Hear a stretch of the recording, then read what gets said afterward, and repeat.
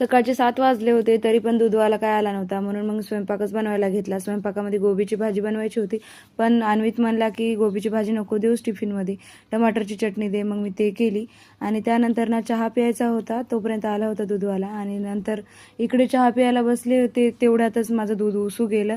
आणि आज ना मी टिफिनमध्ये याला तिळाची पोळी बनवायची होती मला, कारण की तो म्हणत होता खूप दिवसापासून तिळाची पोळी बनव, म्हणून मग मी आज बनवली टिफिनमध्ये त्याच्या.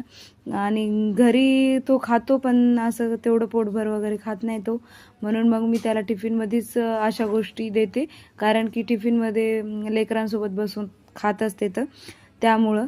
आणि नंतर ना त्याचीच तयारी करायची होती, रुमाल वगैरे टाकला त्याच्या बॅगमध्ये. त्यानंतर खाली ना माकडं खूप होते, हे जात होते तेव्हा, तर गेलेत.